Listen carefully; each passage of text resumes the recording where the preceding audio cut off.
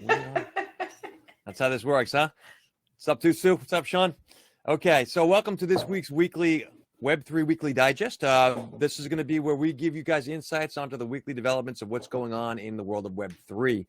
So I'm joined, as usual, my two co-hosts here, Michelle Peterson-Clark, who is the content marketing queen. She's bringing her many years of content marketing experience to help us understand the marketing aspects. And the gentleman up top for me is Mike Neubauer, your ops guy. He brings us the technology insights around how to integrate this technology into your current business. And I'm Mark Angelos. I will be bringing you 30 years of Wall Street financial sales and trading experience to help break down the sales and business models that we're looking at. So I'd like to start us off with the latest news is that the SEC is right now investigating YUGA Labs Board Ape. Michelle, this is from you, so thank you very much. The issue at stake here, what are NFTs? And then obviously we're getting into regulation by enforcement here. So first, let's get some thoughts, and then I'll give you guys some food for thought. What do we think about this? Michelle, you're going to tackle this one first because this was you. Well, it's becoming interesting, isn't it? Because people created NFTs and Web3 is being touted as decentralization. No one has control. Everybody's, all in it together and, et cetera, et cetera. And now we're, say a couple of years down the track for those people that started early, and there's a lot of money at stake now. And various governments and agencies around the world are going, hey, we want a part of that. And how can we get a part of that? We can get a part of that by regulating it. And because the whole world is up in the air about how to regulate things where you don't know who the people are or the names of people or where they're from. And, someone in Nigeria can actually have a wallet, but actually be buying things in Europe. Well, do you tax them in Europe or in Nigeria? Like, how does it work? And so I think that they want a part of it or a cut of it or a piece of the pie. And as we've talked about, I think on a previous show, they are saying, well, we might just throw it out there and see if we can find some people and regulate some people without actually having structure around what the laws and the regulations will be, just to test the waters, because they're testing it just as much as all the people that are, in it. And I think it's going to get worse before it gets better. So, Mike, actually, you can jump in first because I have definitely some thoughts here. No, please go. You're the SEC guy, things. Man. So number one, central banks pushing into DeFi, right? This is what the definition of decentralized finance is, that no one's in charge, and central banks, by definition, are centralized.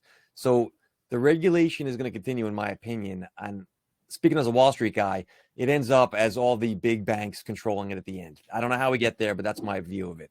Now, I could be wrong. However, we're going to see the rolling out of regulations by people getting in trouble first. That's already started. And then we're going to see the central bank digital coins. And I don't want to go conspiracy around this, but I do think that we can expect more shuffle in the business world. All these Web3 senior leaders that jumped into there over the last couple of months are getting flushed out now. The company's getting fined and sued. The other one was OpenSea's CFO Brian Roberts has departed now after 10 months. So you've got all these guys that were like men and women, worked at a startup, made a bunch of money, jumped into Web3. All of a sudden the regulations come in, but it still doesn't define what is an NFT. That's really the issue here. So if companies, so I see what you do here, my friend. If you're ending world hunger and helping children, that's all great. But if it's a security that you're dealing in, there's a whole new set of rules then. So is an NFT a security? Is it artwork? Is it a property, collateral? Like, I don't know. But I think that until we get that defined, this is just going to be a free-for-all. No one's going to organize. In the Wall Street world, none of the institutions want to invest in this thing yet, crypto specifically, until they know what it is.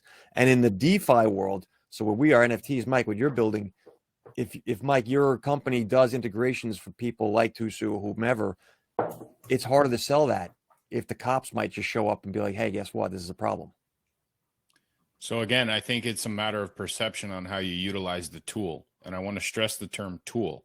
This is, so many of these projects, built their livelihood and their business model around the NFT itself, where in my opinion, in my professional opinion, the NFT is nothing more than a tool that should be used as a marketing arm or a collaboration arm for a particular business. And if you look at it from that lens, it's no different from using social media or a billboard or any of those different elements. You're offering a product in exchange for brand awareness, utility in exchange. Now, Michelle, look, I think history has taught us that whenever there's a profitable industry, whenever there's anything that's raking in, or the exchange of millions, if not trillions of dollars at this point, every government's going to want their hand in that cookie jar. And I think that without a specified set of guidelines and regulations in place, they are going to go after the biggest fish to try to prove a point, even when there's no ground for them to stand on. And any litigation, any process that's going to be kind of annoying for the people involved in that, it's going to set the precedent and the framework for how these other organizations should portray those digital assets. What will the government's take be on that? Where does the regulation lie when that person in Nigeria ends up buying an NFT in England from a company that's based in the United States from founders that are already in Australia? This is a global enterprise that we're entering right now that has massive implications upon different regulatory initiatives per country, as well as different tax codes in each, not just country, but state, county, area, province, whatever you want to call it. Yeah. But Mike, you call it a tool, right? A tool of business. But I'm thinking of your ex-girlfriend, Kim Kardashian here. And that was just business, right? She's $1 million in the hole right now because she was using a business tool. Yeah. But it's no coincidence. Sorry, go on, Mike. No, go, please.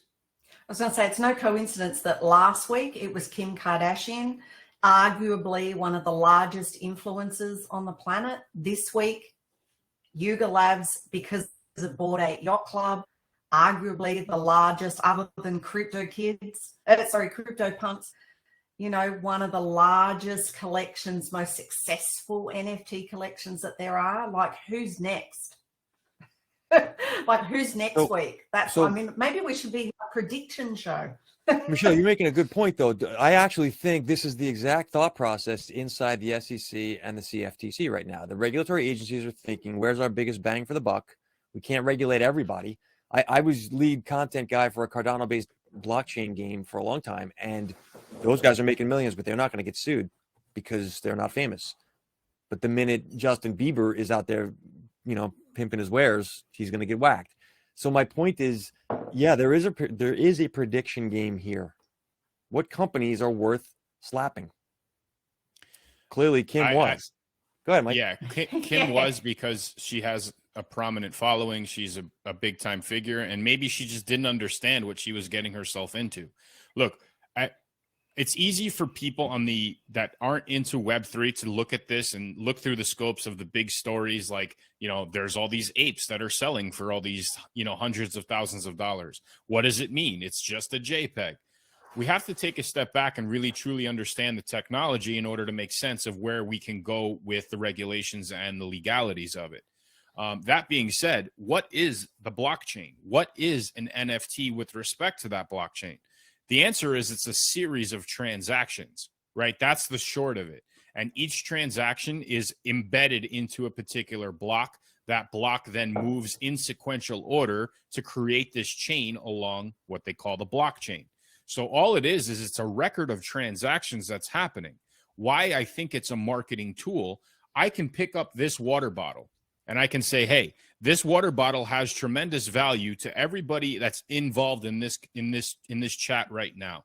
If you have access to this water bottle, you can get X, Y, and Z from my company. Indirectly, I just added value to something that everybody can go get and make right now. But this particular water bottle has a tremendous value because I defined it. That's what the NFT is as a tool. That's what it is as a marketing tool. And with that flexibility, it's going to be very difficult for people governments, even on a global scale, to regulate what you can and what you can't define the value to that to be. And I think that once these businesses start understanding the true potential on the marketing side, that they have the opportunity to define what that is, it's no different from them putting up a billboard, a commercial, a social media post, anything. They're still responsible for that content, but at the end of the day, it's a different form of technology that adds value to the users. So I'll tell you this. I was chatting with a Wall Street buddy of mine about Gary Vaynerchuk and the V Friends. And I said, I think the sales volume on that thing, it's like $250 million he's generated so far just from the V Friends issuance. And he's got more to go, like meaning that there's only one series there and he's got others he's issuing. Anyway, my buddy chuckled and was like, yeah, Gary's going to jail. That was the joke. And I'm like, what do you mean? He goes, well, anytime people are making a huge amount of money in short order and you're famous, the SEC is coming after you. So I don't wish that on anybody, especially not that dude. But my point is, I feel like this retards the growth of the industry. The fear of, if you're successful, I mean, Bored Ape Yacht Club is a famous name in the NFT world. Why is the SEC looking at them? Because they're a famous name in the NFT world.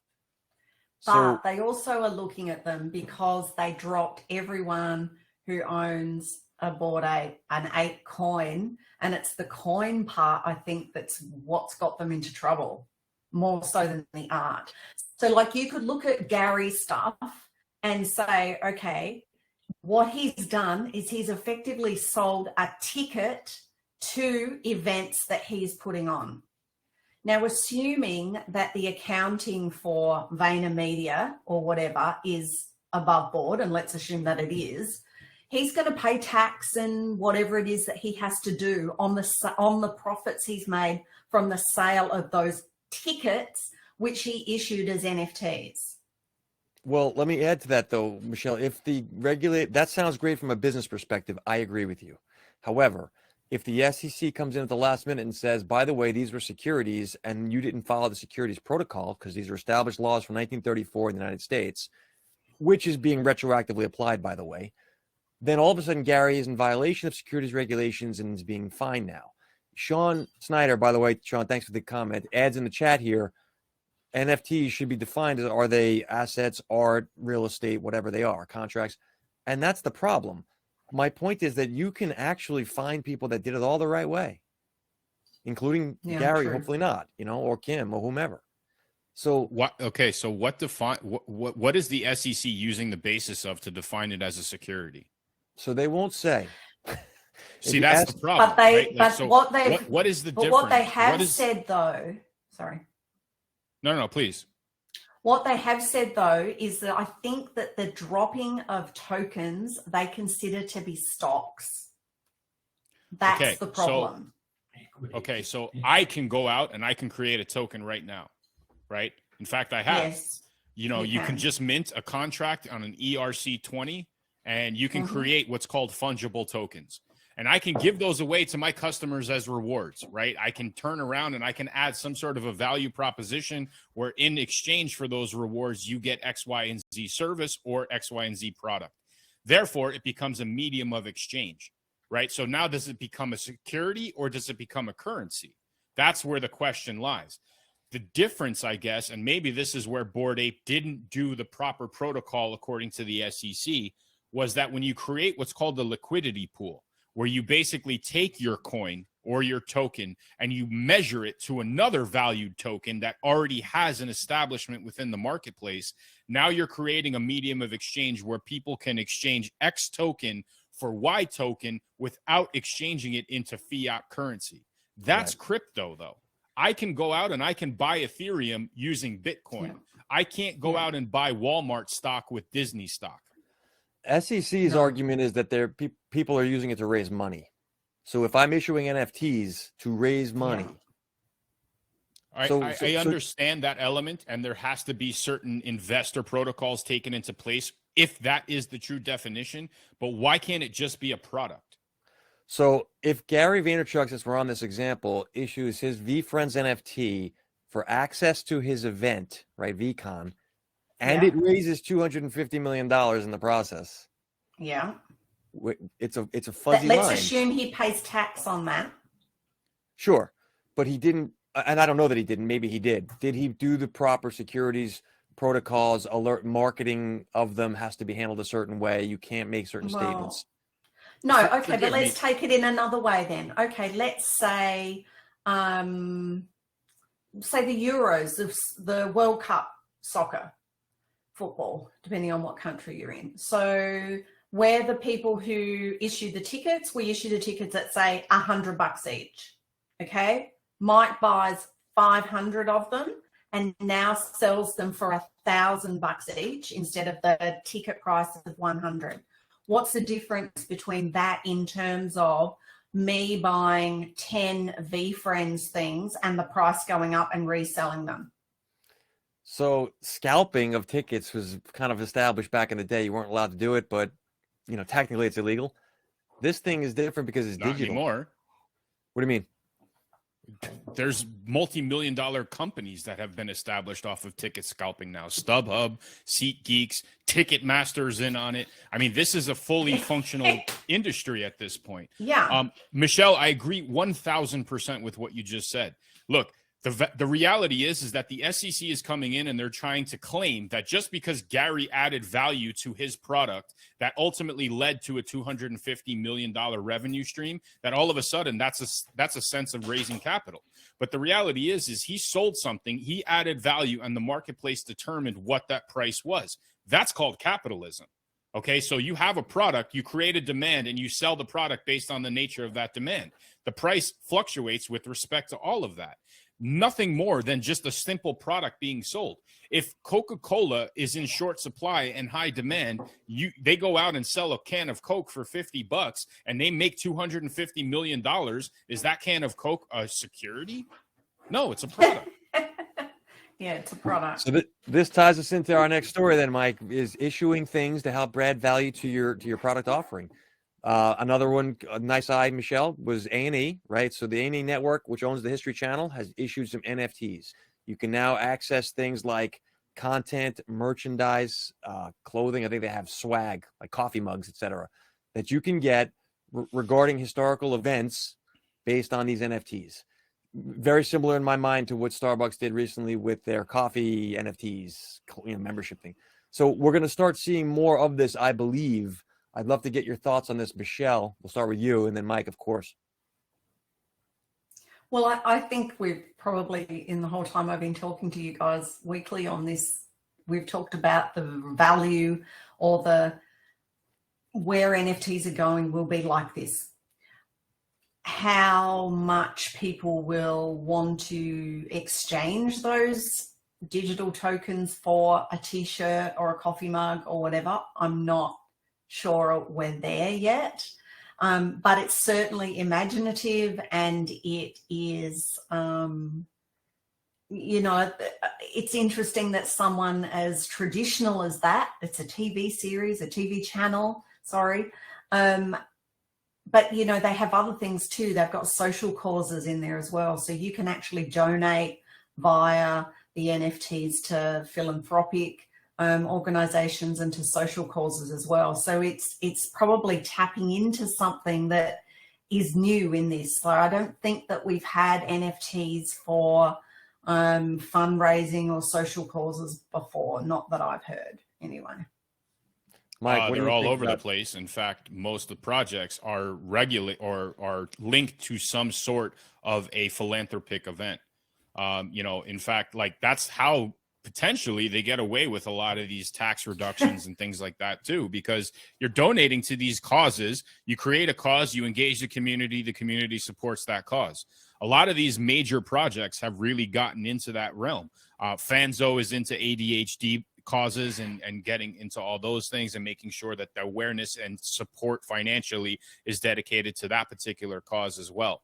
That's not what I meant about that. What I was talking about with that is that the way I read it is that your NFT, you can use the actual one you own to donate to a cause, as opposed to the project has a cause that it. So in some projects you can burn. Yeah, you can burn those NFTs in exchange for that donation from the company.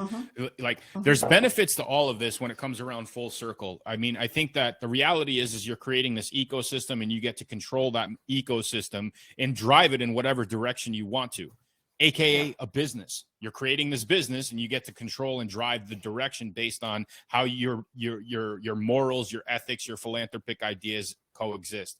What I think, the History Channel and A&E are trying to accomplish here is, again, everything that we've been discussing on all of these various episodes. They're using the NFT community, or the buzz term of the NFT, to engage people and bring them on board into their platform and utilize that as a tool that can ultimately offer some sort of a marketing effort. Ultimately, that marketing effort will translate into a B2B collaboration where those tokens and those NFTs will add value to some of the shows that are on those networks, some of the sponsors that promote on those networks. That's where the expansion comes in. The sponsors should look at this as an opportunity to engage not only with them jumping in on this platform, but as an opportunity to engage their existing customers to jump into a platform like A&E and History and say, hey, we're a part of these guys who are taking the next step. They have these ideas on philanthropic projects that they're moving on. We assimilate ourselves very, strongly with them. This is a way for them to onboard their clients into Web3 as well, and the web gets bigger and bigger and bigger. So I think it's a great first step. I think it's something that people are going to need to study and understand, because, again, it's just a matter of what they determine the value of that NFT is, and that's how they're launching it. So, Mike, I'll share some insights. As you two both know, I am handling sponsorship partnerships for a Web3 token, social token community. And so basically, every time I have a conversation with a major sponsor, the first thing they want to do is, how can we partner? Now, it has never gone into the conversation, has not gone down the road of the coin itself. How do we Web3 partner? It's always just a co-marketing thing. But I think you're right, Mike. The next step is going to be, if Project X has a coin, Project Y has a coin, how do we interface these two? And so you raised two issues I wanted to mention. One, you use the word community. I don't know that the History Channel has a community. I'm a history, by the way, I majored in history in college, not that anyone cares. I'm a huge history buff. It's not really a community yet, right? I don't know anyone else that watches A&E. Michelle, I know you do. But I'm nobody. But I mean, like, the sense of community is lacking still in these things. This is still Web 2. I mean, I disagree, man. There's Web 2 communities that they've established. A&E has an Instagram channel. That Instagram channel has a following. Now, it just may be people who like to see old pictures or old art or something, but these are people that can ultimately somehow engage within that by utilizing certain marketing tools that they're putting out there. They have Facebook channels, they have email lists, they have sponsored email lists. They have all these various, pieces in place that can engage a specific targeted audience. That's what a community is. Do you think that a community is a following? I think a community is a like-minded group of individuals, organizations that you can easily tap into with updates on your product, and they will find that content relevant. Whether that's a following or whether they indirectly target you using other algorithms such as Google, Facebook, Instagram, either way, you can engage with people based on like-minded interests and commonalities. So we have think in what the you're audience talking about, though, Mark, is that you're thinking of the 1,000 raving fans as opposed to a community that follows a particular genre or subject or business or whatever. I mean, I think that the History Channel does have a community of people who buy the magazine or, go on the website or watch stories, shows, follows them on social media. But are there 1,000 raving fans who would say, do a V-Friends for the History Channel? I don't know. I'm going to draw the distinction on you, Michelle, between community and audience. The History Channel would argue they have a community. The people in the followership of the History Channel might have a different opinion. So the three of us have met in person and done stuff at the Creator Economy Expo. I feel like we're all in the community together. There's folks in our audience right now, Tusu and Ugwe John. If we bring them up on stage and we engage with them, which we will shortly, then they're part of the community. But until then, we don't have that same sense of relationship. So I don't, that's a very fine, weird distinction. And I know businesses don't think like that, but I do believe humans do. And that's going to become moving your audience into a community through the coin. This is from the Web 2 to Web 3 thing that you talk to, Mike, all the time. That's going to become the game soon. It's what do you so guys when think? so when the History Channel holds live events and people buy tickets and go, are they then the community, not the audience anymore? Do you think? Yes, it's what you said. You're 1,000 true fans. Are you able to activate your people? If Gary Vaynerchuk has millions of people that follow him, but then all of a sudden, 200,000 go out to wherever, Minnesota, that's different. And so engagement of your followership becomes community. It's not the same thing. Community is different from, in my opinion, community and audience are different. Mike, you're going to say something. I was going to say that you have the ability to engage with them, with your audience / community, because I don't think that there's that fine of a distinction. You have your engaged audience, and maybe that's the definition of a community. I don't know. But either way, you can post something, you can ask a poll, you can hold these IRL events, you can do whatever you want to help narrow down the focus of your targeted audience. So those are the people that you can rely on with respect to any business ventures, events, updates, modifications you do to your business model. But I think the marketing tool behind it still falls into the same umbrella that I mentioned earlier. This NFT space, this Web3 space is no different from a Facebook, Instagram, or email campaign. It's just another branch of the overall marketing tree to generate that brand awareness and introduce that marketing strategy. I don't know that I fully agree with that, Mike, that you think it's, I got to think about that. I do. Sean, who's joining us right now, had made the distinction between a fan who's willing to pay becomes a community member. I don't know that I love that definition of it, Sean, but I do think there is a distinction between the audience and a community. Sean. Yeah, I would definitely agree in that regard. Just because a community is, at least in today's terms, are more engaged. An audience member is someone that just follows along. That's like me listening to a specific artist on Spotify. I'm not necessarily a fan, but if I'm willing to go to their concert, now I become a part of that community of followers or whatever the case may be. But there's definitely a difference between followers, audience, and community. I would say the followers, it's definitely a fine line when you come to like the social media aspect of it, because it's kind of the same thing like I just said with the Spotify. Like, of course you just follow them because you may like some of their stuff or whatever, you're interested in that genre. But a community is, relatively speaking, willing to pay to go to their events, willing to actually go to their events, even if it was free, whatever the case may be. But I think that in that regard, the engagement is really the difference between the two. In my Sean, the magic question then is, how does a company move their audience into a community where they now pay?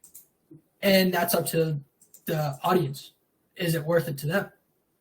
Are they getting as much value out of what that company is putting forth? I mean, I can't really figure out the distinction here. I mean, if I go to the store and I buy a can of Coke, and I made my purchase, I gave my money for it in exchange for that product. If Coca-Cola puts on a concert and they have a band that I like, I'll go. Does that mean that I'm part of the Coca-Cola community? Because next week they could put on a concert of somebody I don't like, and I'm not going to engage with that. So that's, I mean, in that example specifically, you're a fan of Coke, not a fan of their concerts. I'm not a fan of Coke. They quenched my thirst while I was in the checkout line, and they happened to be putting together a concert of somebody that I like. I guess in the regard of that example specifically too, like, it's kind of hard to build a community around a product, especially, a bigger product like that. It's definitely complicated, but I would say there's actual fans and communities. Hold on a second, Sean. Bruce Springsteen, no one here will argue that he's got a community, right? Sure. I'm a fan. And so his product is music. He doesn't offer service. Yep. But that's a pretty powerful, that's a productization into a community. Gary Vaynerchuk. No, exactly.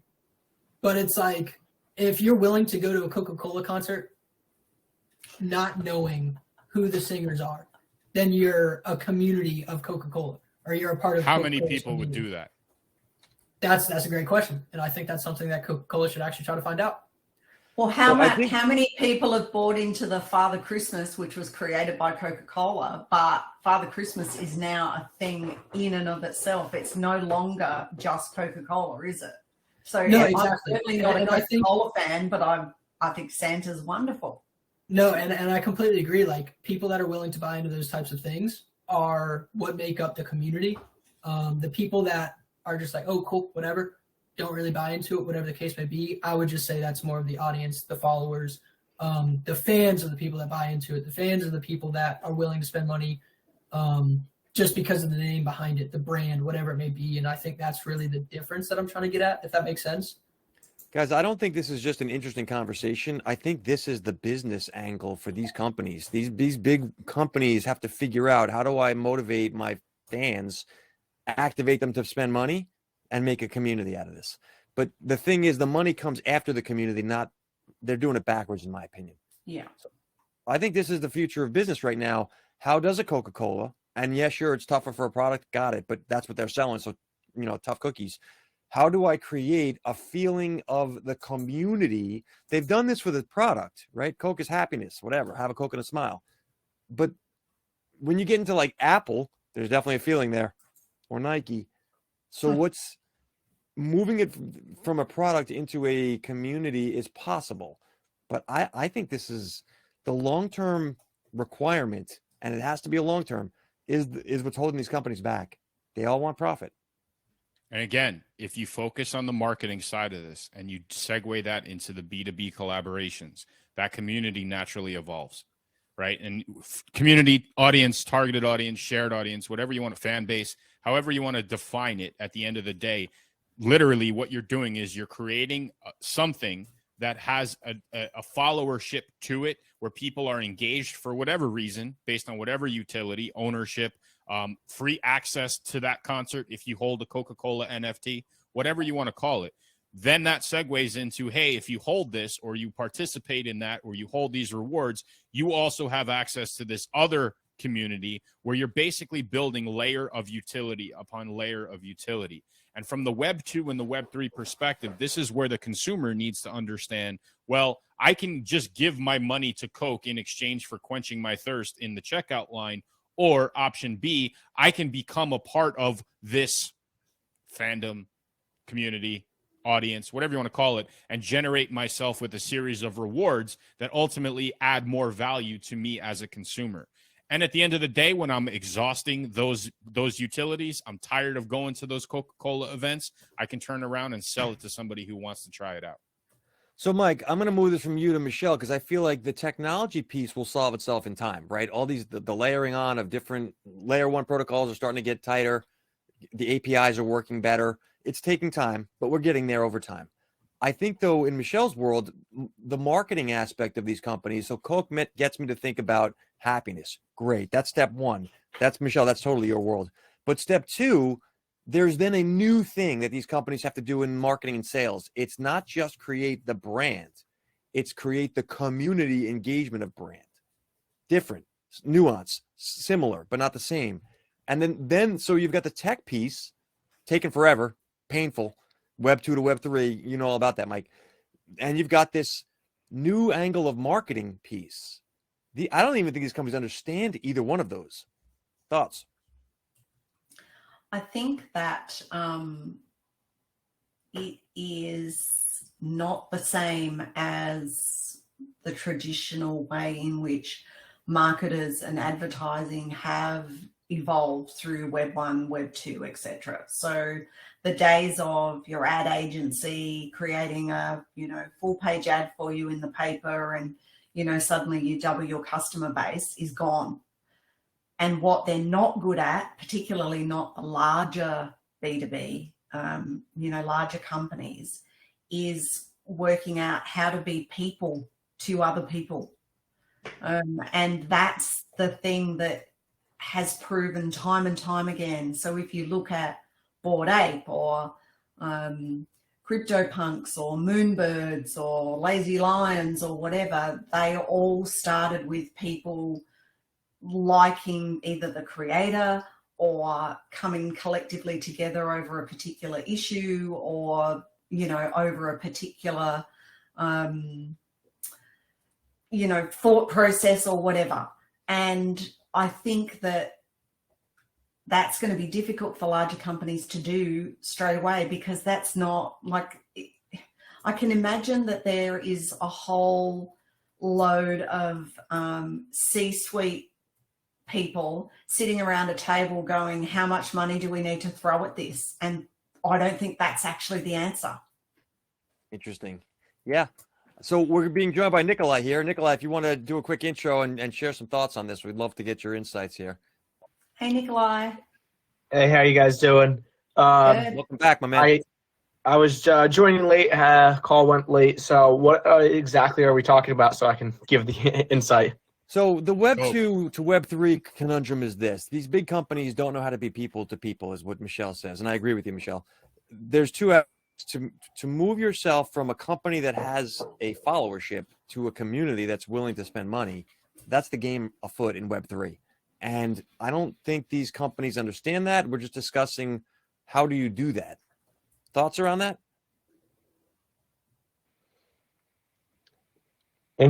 Interesting.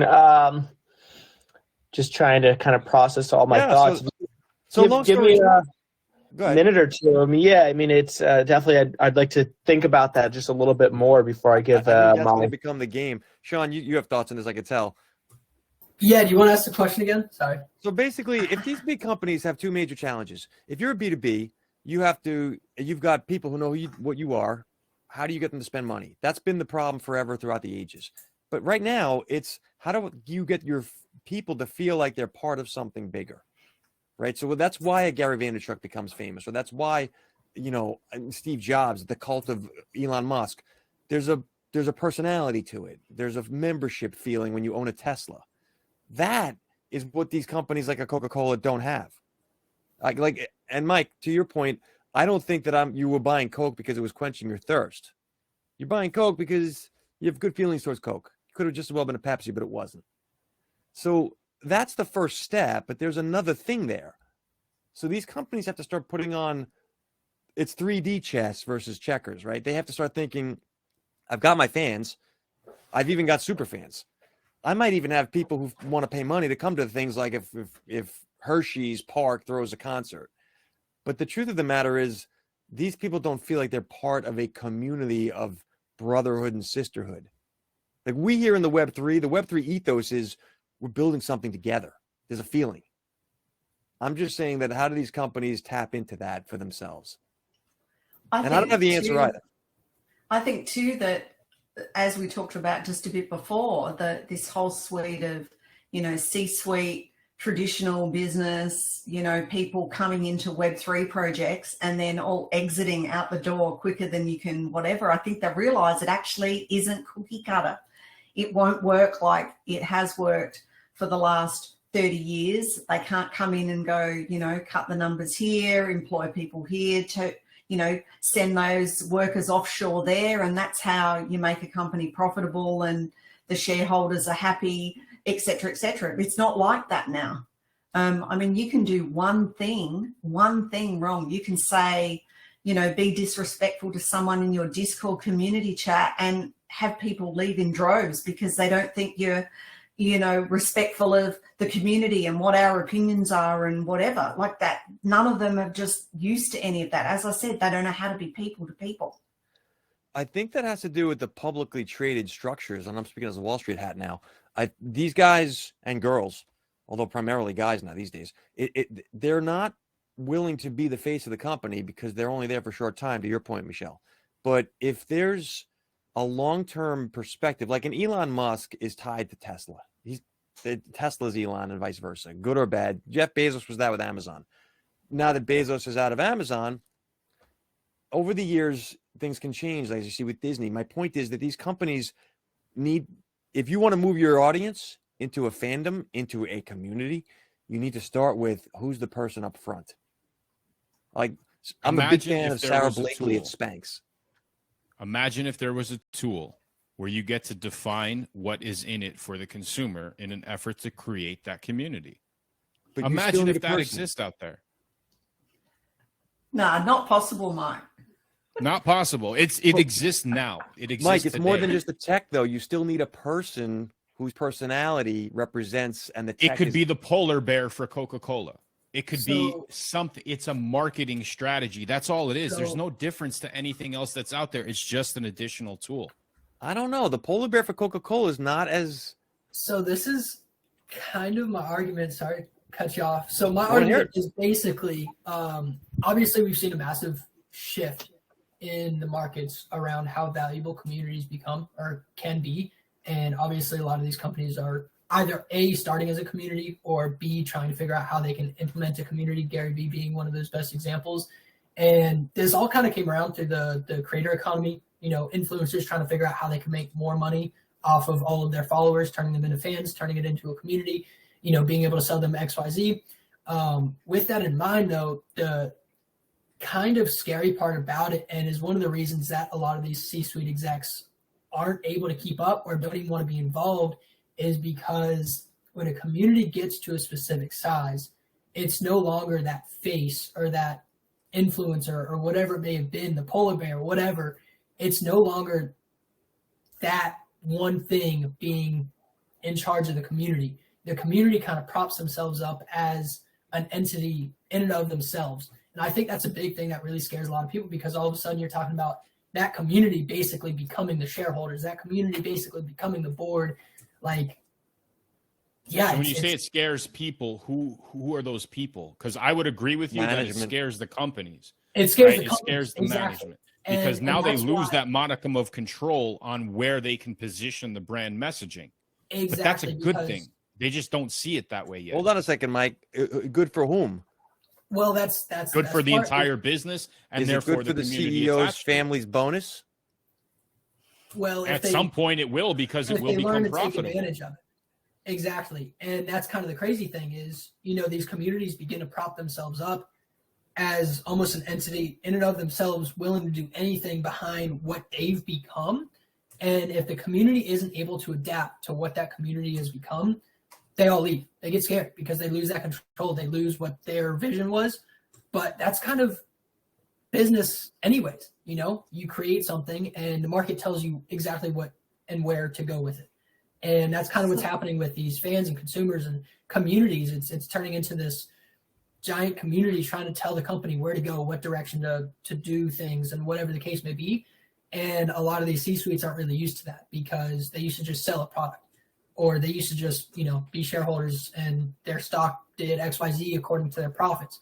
Now it's like, hey, we actually have to listen to the people that are buying this product. Hey, we actually have to listen to what these people are trying to do, what these people want out of us. And a lot of execs, a lot of CEOs, all that stuff don't really understand that yet. I think just because the corporate world has, been so prevalent for so long that it's changing and it's kind of hard to adapt, whatever the case may be. But I mean, yeah, there's so much value in it, because if you actually do give that community what they want, MCU actually being a great example, bring all three of the Spider-Man into one movie. It's like, into one film, it's like, that's exactly what the consumers wanted. And that community basically created that vision, and they just gave it to them. And look how many fans of MCU are willing to do anything, pay, sell out their entire theaters, whatever the case may be. Like, that's kind of where I see a lot of it going, if that makes sense, hopefully. Is that So good last business sense, week- though? So last week, Board 8 Yacht Club created their community council. So they picked 7 people who, now the owners decided, or the people who created YUGA Labs decided, they chose the 7 people from either active in the community early, helped other people, were doing well, and creating other NFTs, being champions for their 8s. And so they created this group to be the ones that will guide them as to how the community will evolve and develop over the next however many years. So I think we're going to see more of that. So This is a board of directors. personally, yes, exactly. Yes. It's a And board of directors. personally, That's correct. A lot of people actually sold and basically left that community because of that. I think it's dumb in 2 regards, Because exactly like Mike just said, you're creating a board of directors and you're just saying these 7 people get to speak for the rest of us. And B, those 7 board of directors or council members, whatever they call them, all of a sudden take on a lot of legal responsibility that I don't think they're really ready for, especially with what's going on. And I think it's they don't realize. Exactly. Yeah. I think it's incredibly dumb. A, as a community, B, or, A, as a community, you don't want that because everybody should have somewhat of an equal share of the pie. They bought a, Bored Ape Yacht, whatever, an NFT. That's their share of the pie. That's it. It should have been left at that. And, being able to just select these 7 people as council members, terrible idea, obviously, for the council members and for the community.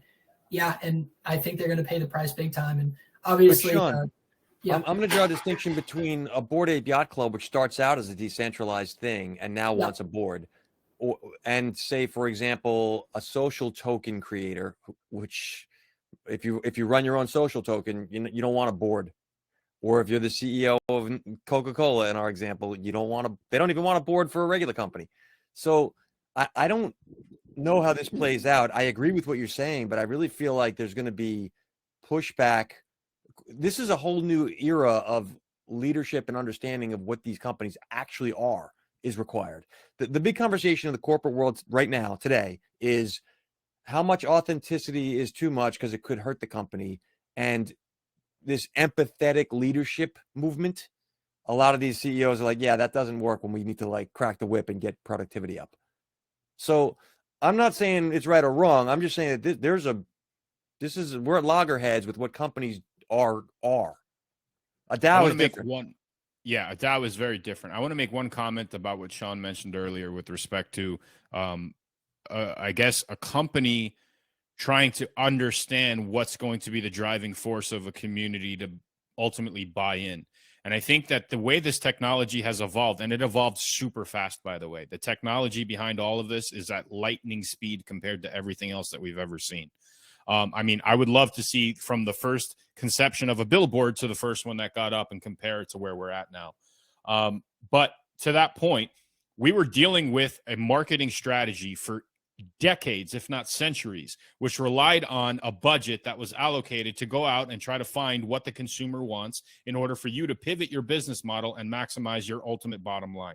How can I understand what the consumer's needs are? How can I translate that to what my product can offer and therefore increase sales by increasing my targeted audience based on those needs?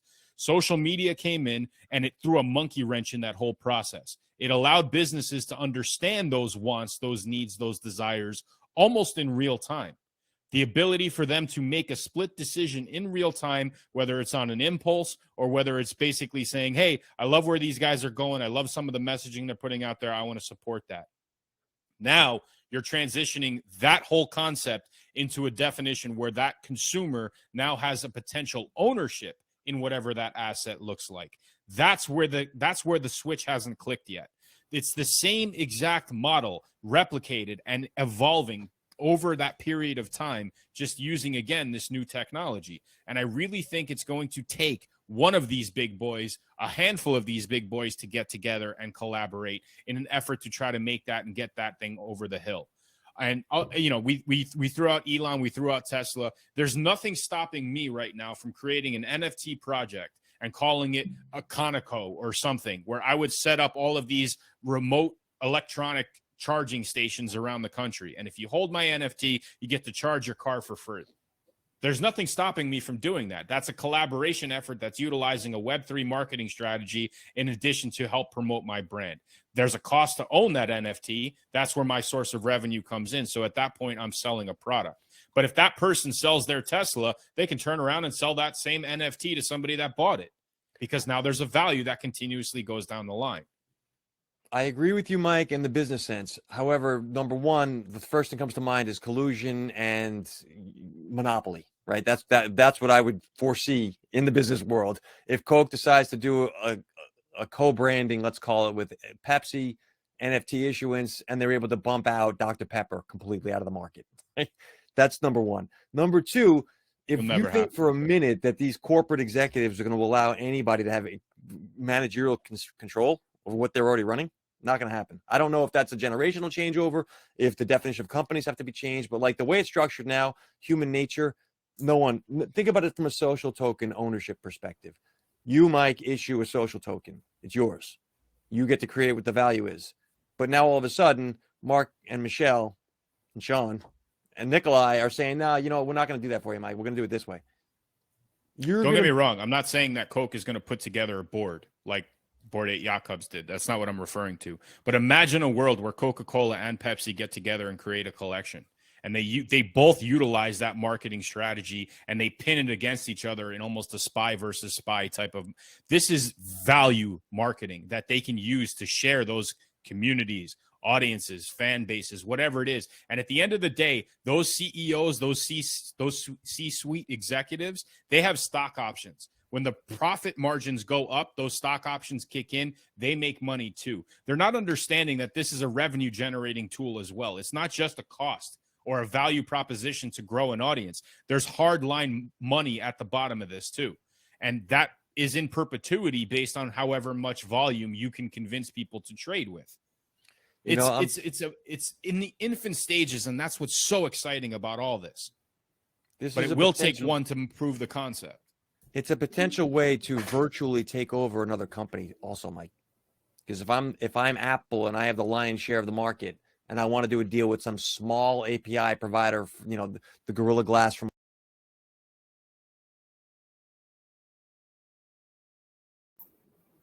What just happened?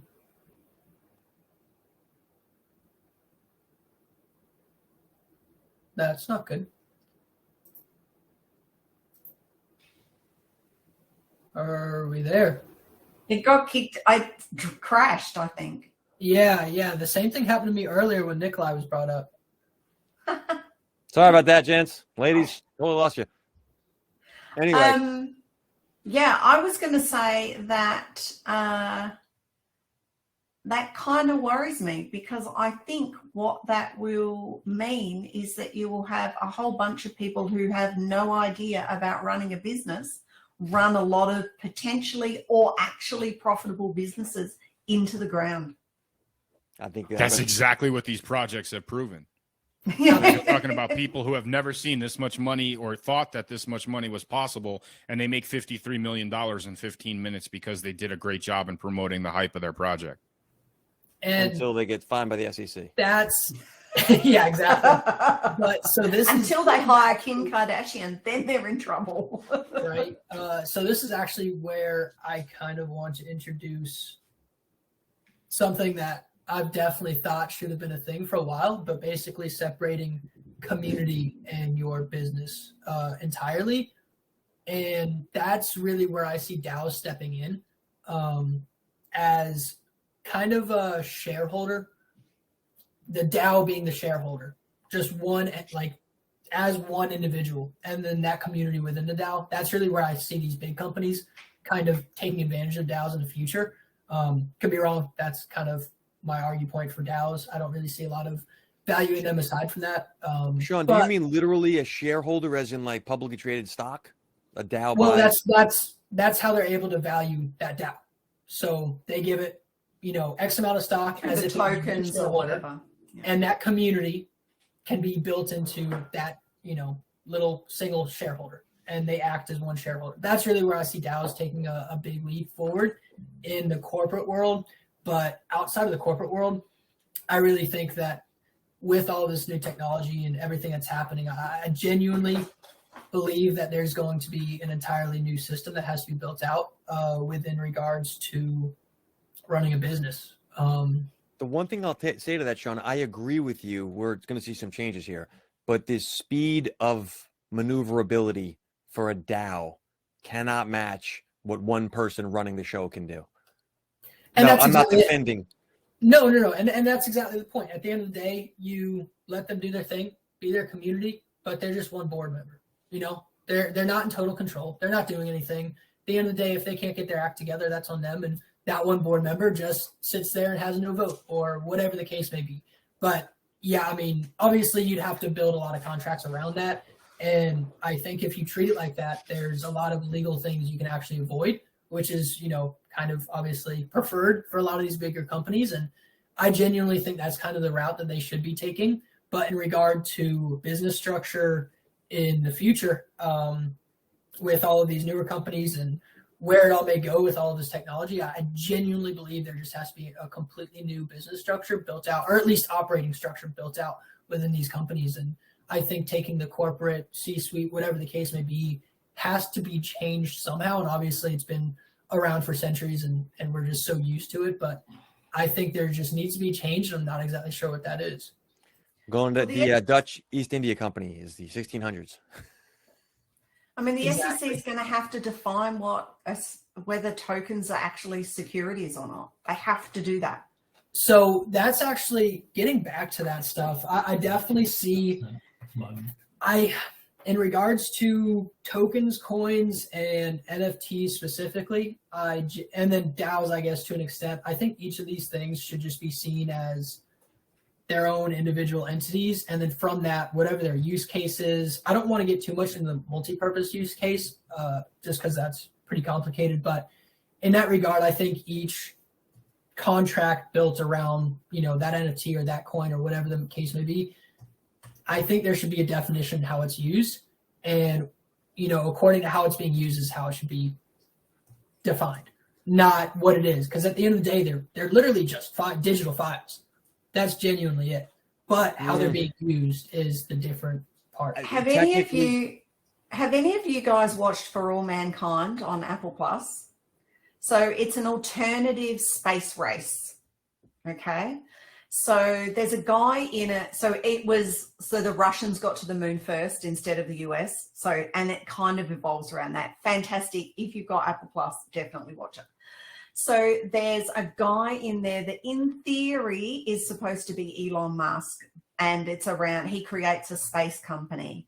And essentially it's a DAO because everyone who works for the company gets to vote on, do they launch this ship on this day, or do they create this or whatever? And there's a situation that occurs where in space, someone needs to be rescued, and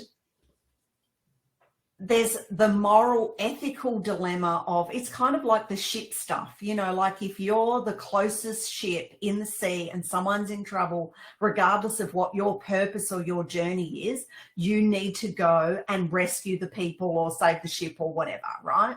So there's a situation in space where they have to, they're the closest ship, but they have a chat amongst the 50 people, and then they do a raising of their hands and decide that it's going to cost them too much money. And so they aren't the ones that do the rescue, but it was because it was a show of hands. And like, that's how I see DAOs. It just longer term doesn't work. Like you cannot have consensus from people. And then is it 51%? If it's 51%, then we agree to do it. Is it 2/3?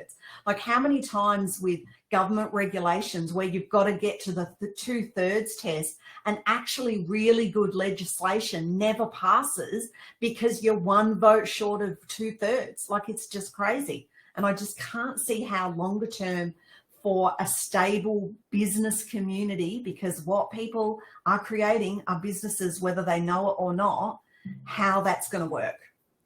So I think we're going to tie this back with that. Thank you, Michelle. I agree with you. I do believe that it's going to be hamstrung in some regards, but you're still going to have, it starts off with regulations. What are these things? Personally, I believe the SEC is worried about Bitcoin replacing the US dollar. And so I think that influences, but I think at the end of the day, there will be regulations. You will have money. And I think the companies will need to figure out, how do we be turning our fans into community members? So that's what I'm keeping my eyes on. I feel like this is a longer term thing. The tech stuff, Mike, your whole world, I think that's going to proceed just fine. Right? These companies are overlooking a tool they can make money with. I agree with you on that. So there are challenges to obviously on board. We've mentioned that many times. Look, again, I sit here and I'm listening to all of these conversations, and we're bringing up so many great points, but I can't sit here and deny the fact that this is just something that's been done already, just in a different spotlight, right? I mean, take your DAO, take whatever you want to call that. That's no different from a shareholder meeting, right? Where they get to come in and they get to have a say on who sits on the board or what moves the company makes. The company's going to partner or merge with this company. The shareholders have a say in that. I'd be very curious to see one of these highly prospected, heavily funded entities that's on the up and up right now, that has marketing budget, that has personnel budget, that has the technology budget, to actually go through the SEC process, set up themselves as an established company according to SEC standards, and issue the stock as tokens. And actually go through that traditional process where that token can ultimately get sold on an exchange in exchange for whatever, or the validation of that ownership happens in the traditional stock sense that utilizes a token, an NFT, a fungible token, whatever you want to call it. But there has to be some company that's willing to take that risk in order to kind of break the ice on that and really show the SEC that, look, we can treat it as a security, or option B, we can treat it as a marketing tool, service, or product at the end of the day as well. I think it gets treated as a security. I think that the marketing tool gets damaged by that initially, but ultimately it becomes the way forward. Well, as you know, my husband works for Bolt Global, and they're doing a listing on the LSE, and they have tokens. So it will be interesting, Mike, to see how that goes. That's a journey. My husband just said it's a journey. Final thoughts, go around the horn. Nikolai, Sean?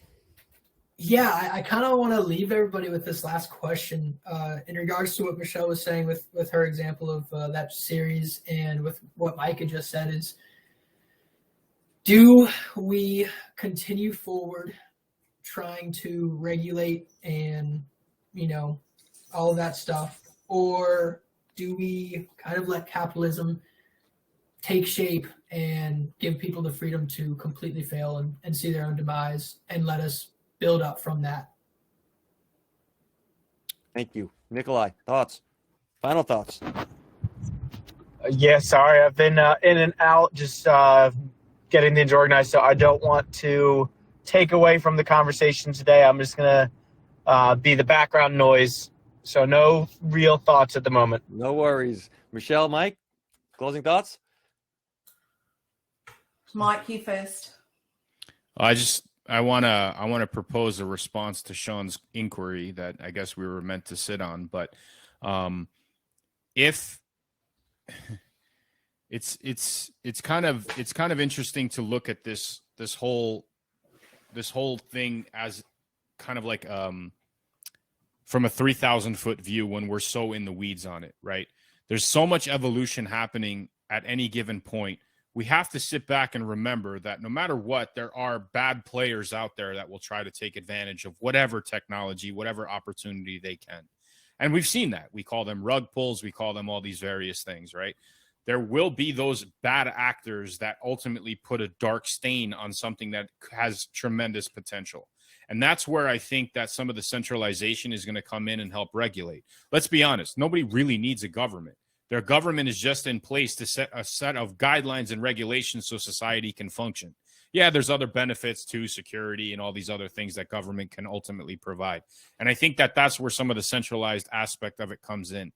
What my biggest fear is with this topic is that we're going to see the evolution of the next Facebook, of the next Google. And I think that the people who are going to onboard after those entities are established, those are the people that are going to fall into the victim of that trap and realize that this technology is nothing more than an evolution of what currently exists, just on a grander scale of centralization.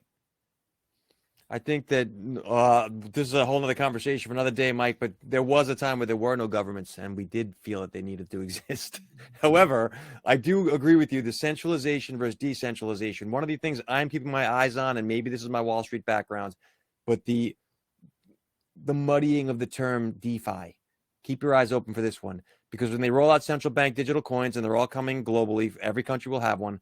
When that happens, they will claim how they're helping DeFi, but that's not DeFi. So this whole thing about, and that ties, by the way, to our conversation about companies like Coca-Cola who have to somehow become a DAO in practice. So this tug of war between centralization and profit and decentralization and fairness, for argument, Michelle, that's your point about the Apple show. It'll be interesting to watch. This is going to be years in the playing out, but I think this is going to be the central theme. I want to thank everyone this week. Hang on, I'll say, I think the issue with governments, though, is that they have a very long history of interfering, and they won't be able to help themselves. They're also, in regards, an eternal type of a thing, right? This is where you get China can make 5-year plans because they'll actually follow them. So thank you, everyone, for joining. Sean, it's always great seeing you. You add a lot to the conversation. Appreciate everyone. Mr. Triplett didn't want to join us. I tried to get him up on stage. But if anyone cares, we'll be back again this time next week. We'll do a little better job prepping and promoting this as we go forward. So thanks for joining, everybody. See you later, guys. See you next week. Bye. Bye.